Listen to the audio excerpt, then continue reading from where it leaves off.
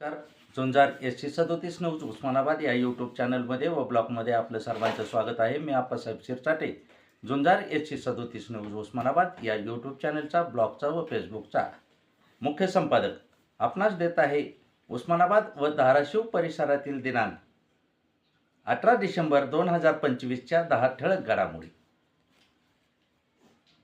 मूकबधीर विद्यार्थी घेऊन जाणाऱ्या बसला वडगाव सिद्धेश्वर व बावी दरम्यान भीषण अपघात. 32 विद्यार्थी जखमी तर 3 जण गंभीर जखमी.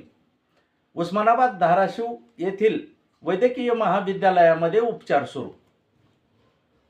धाराशिव उस्मानाबाद नगर परिषद प्रभाग क्रमांक 14 मधील शीतल चव्हाण यांच्या प्रचारार्थ अंजलीताई आंबेडकर व प्रवीण रणबागुल यांची प्रभाग क्रमांक 14 मध्ये क्रांती चौकात झाली जंगी सभा. भूम तालुक्यात अवैध दारूचा आला ऊत. दारू विक्रीवर नियंत्रण मिळवण्यास आले. तालुका दारूबंदी विभागाला अपयश. डोळ्या देखत पानटपरी, चहा हॉटेल येथे देखील खुल्या प्रमाणात विक्री केली जाते दारू. भूम खर्डा रस्त्यावरील उभ्या असलेल्या ऊसाच्या ट्रॅलीला दुचाकीने दिली धडक. कळंब तालुक्यातील 55 वर्षीय इसमाचा झाला मृत्यू. प्रभाग क्रमांक 7 ब मध्ये कृष्णा मुंडे यांच्या प्रचारार्थ ओमराजे निंबाळकर यांची सभा सुरू.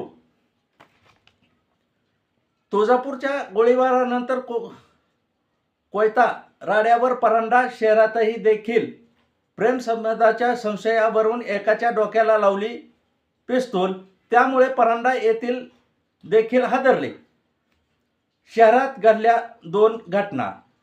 धाराशिव उस्मानाबाद शहरातील 12 वर्षीय मुलीवर अत्याचाराची घटना ताजी असतानाच नळदुर्ग येथेही घरात घुसून 14 वर्षीय मुलीवर लैंगिक अत्याचार.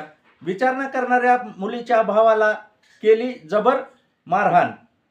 धाराशिव शहरात घरफोडी व चोरीच्या घटना थांबण्याचे नाव घेईना. कुर्णेनगर व वरुडा रोड भागात 2 ठिकाणी झाल्या घटना. आनंदनगर पोलीस ठाणे व धाराशिव शहर पोलीस ठाण्यामध्ये झाला गुन्हा नोंद. तुळजापूर भागात कुलदीप मगर यांच्या हल्ला प्रकरणी जबाब घेतल्याच्या कारणावरून पोलीस ठाण्यात गोंधळ उडाला. खासदार ओमराजेंनी केली यामध्ये मध्यस्थी. मातोश्री वृद्धाश्रमाला रुग्ण कल्याण समिती व सुरक्षा समितीने दिली भेट. घेतला आरोग्याविषयी आढावा. ह्या होत्या उस्मानाबाद धाराशिव परिसरातील 10 ठळक घडामोडी.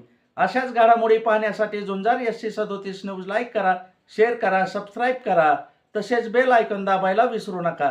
धन्यवाद. शुभरात्री.